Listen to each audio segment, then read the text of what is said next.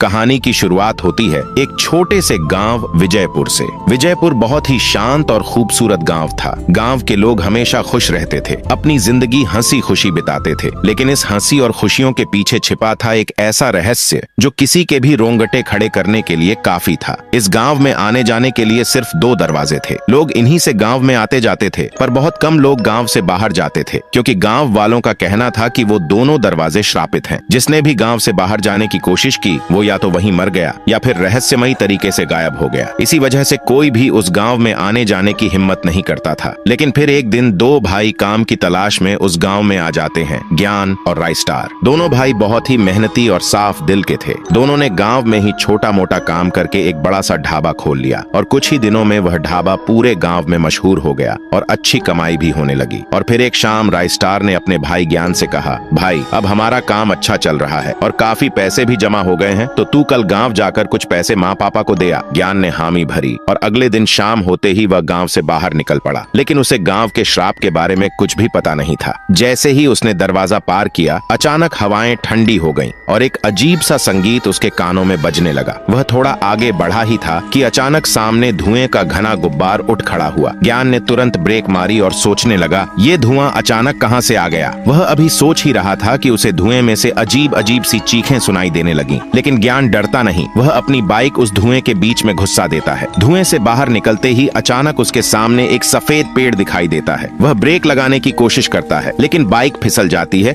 और पेड़ से जा टकराती है। एक जोरदार धमाका होता है और उसी धमाके में ज्ञान की मौत हो जाती है। अगले दिन जैसे ही राइस्टार अपनी दुकान खोलने के लिए घर से बाहर आता है, वह देखता है कि पूरे गांव में अजीब सी अफरा तफरी मची हुई है। वह तुरंत एक आदमी को रोकता है और पूछता है, भाई ये क्या हो रहा है और गांव में ये अजीब सी हलचल कैसी है। वह आदमी कांपती आवाज में बोलता है, क्या बताऊं राय भाई, लगता है फिर कल किसी ने गांव के बाहर जाने की कोशिश की है। उसी की लाश गांव के बाहर पड़ी है और उसी की वजह से ये हलचल पूरे गांव में मची हुई है। ये सब सुनकर राइस्टार के पैरों तले जमीन खिसक जाती है। वह सोचने लगता है, कल मेरा भाई गांव के बाहर गया था, कहीं ये वही तो नहीं। वह तुरंत गांव के बाहर की ओर दौड़ पड़ता है और जैसे ही वहां पहुंचकर देखता है तो भीड़ पहले से ही जमा होती है। वह पास जाकर देखता है, वहां किसी और की नहीं बल्कि उसके भाई ज्ञान की लाश होती है। राइस्टार वहीं घुटनों के बल गिर पड़ता है और फूट फूट कर रोने लगता है और चिल्लाते हुए कहता है, कैसे लोग हो तुम, मेरा भाई यहाँ मरा पड़ा है और तुम सब चुपचाप खड़े होकर तमाशा देख रहे हो। लेकिन किसी ने कोई जवाब नहीं दिया। और फिर अगले दिन शाम होते ही राइस्टार अपने भाई का अंतिम संस्कार करते हुए फूट फूट कर रोता है। रोते रोते वह मिट्टी पकड़कर कहता है, भाई मैं तेरी मौत के इस रहस्य का पता जरूर लगाऊंगा, चाहे इसके लिए मुझे अपनी जान ही क्यों न देनी पड़े। और फिर अगले दिन शाम होते ही राइस्टार एक पेड़ के पीछे छिपकर उस श्रापित दरवाजे पर नजर रखने लगता है। जैसे ही रात गहराने लगती है, उस दरवाजे से अजीब अजीब सी आवाजें आने लगती हैं। तभी एक आदमी उसी रास्ते से दूसरे गांव अपने घर जा रहा होता है और जैसे ही वह उस दरवाजे को पार करता है, तभी वही अजीब सा धुआं उसके सामने आ जाता है। वह बिना डरे अपनी बाइक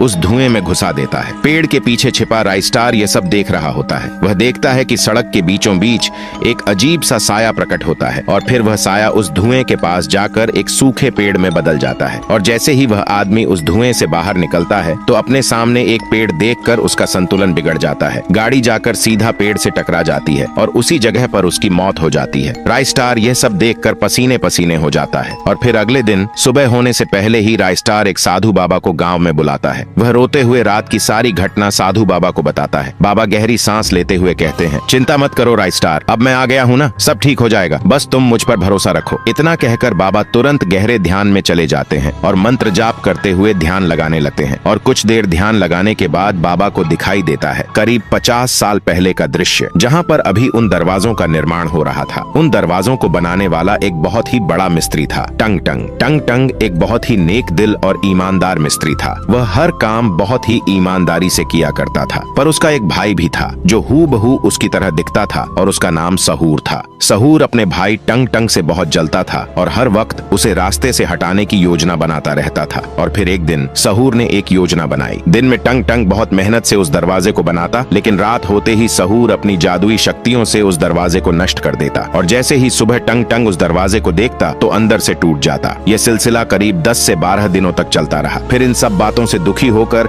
टंग टंग एक शाम नदी के किनारे बैठा हुआ था। तभी उसका भाई सहूर उसके पास आया और बोला, क्या हुआ बड़े भाई, इतने उदास क्यों हो। टंग टंग बोला, क्या बताऊं छोटू, मैं हर दिन मेहनत करके दरवाजा खड़ा करता हूँ, पर सुबह होते ही पता नहीं कैसे वो दरवाजा राख में बदल जाता है। तभी सहूर बोला, भाई लगता है खराबी लकड़ी में है, तुम्हें सफेद पेड़ की लकड़ी का इस्तेमाल करना चाहिए। इतना सुनते ही टंग टंग तुरंत जंगल की ओर निकल गया, पर उसे यह ज्ञान नहीं था कि सफेद पेड़ वर्षों से श्रापित पड़ा है। वह बिना डरे जंगल जाकर उस पेड़ को काटकर गांव ले आता है और सुबह होते ही दरवाजे का काम शुरू कर देता है। शाम होते होते दरवाजा पूरी तरह तैयार भी हो जाता है। टंग टंग बहुत खुश होता है और उस रात वह चैन की नींद सोता है। लेकिन जैसे ही पूरा गांव गहरी नींद में होता है, वह दरवाजा हिलने लगता है और अचानक वही दरवाजा उस सफेद पेड़ में बदल जाता है और वहां से गायब हो जाता है। अगली सुबह गांव वालों को टंग टंग की लाश उसी दरवाजे के नीचे मिलती है। कहा जाता है कि टंग टंग की लाश अभी भी उस दरवाजे के नीचे दबी हुई है और अपने बरसों पुराने बदले का इंतजार कर रही है। इतना कहते ही बाबा का शरीर अचानक कांपने लगता है और देखते ही देखते वह उसी सूखी लकड़ी जैसी प्राणी में बदल जाता है।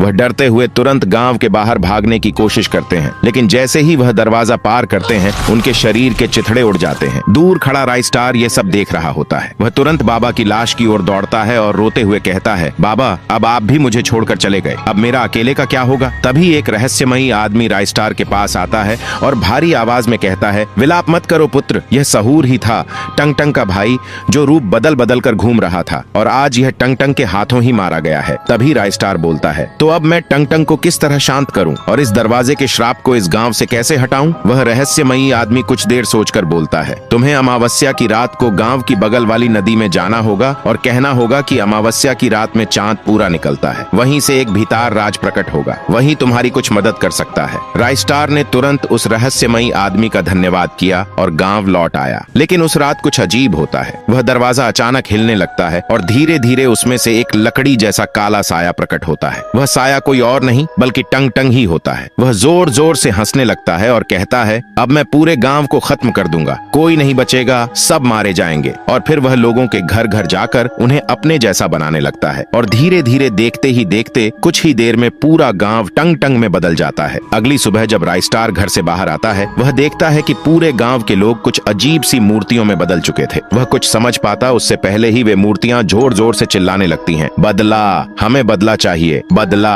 यह सब देखकर राइस्टार के पसीने छूट जाते हैं और डर के मारे वह वहीं से गांव छोड़कर भाग जाता है। फिर जैसे ही रात होती है, राइस्टार तुरंत नदी के किनारे जाता है और मंत्र पढ़ने लगता है। अमावस्या की रात को चांद पूरा निकलता है। मंत्रों की आवाज सुनकर भीतार राज पानी से बाहर आता है और भारी आवाज में कहता है, क्या हुआ राइस्टार, क्यों जगाया मुझे। तभी राइस्टार रोते हुए भीतार राज को अपने साथ बीती सारी घटनाएं बता देता है। राइस्टार की दुख भरी दास्तान सुनकर भीताल राज बोलता है, देखो राइस्टार, अब टंग टंग की आत्मा एक शापित आत्मा बन चुकी है। वह सदियों से इस दरवाजे के नीचे कैद है। तुम्हें उसकी आत्मा को दरवाजे के नीचे से निकालना होगा और उसका अंतिम संस्कार करना होगा, तब जाकर उसे शांति मिलेगी और फिर यह गांव इस अजीब से श्राप से मुक्त होगा। इतना कहकर भीताल राज वहीं से हवा में विलीन हो जाता है। लेकिन भीताल राज की यह बात राइस्टार के दिल में घर कर जाती है और फिर अगले दिन राइस्टार कुछ मजदूर लगाकर उस दरवाजे के नीचे से टंग टंग की लाश निकालता है और पास की नदी के किनारे उसका अंतिम संस्कार करता है। और फिर जैसे ही रात होती है, राइस्टार उस दरवाजे के चारों ओर दिए जलाता है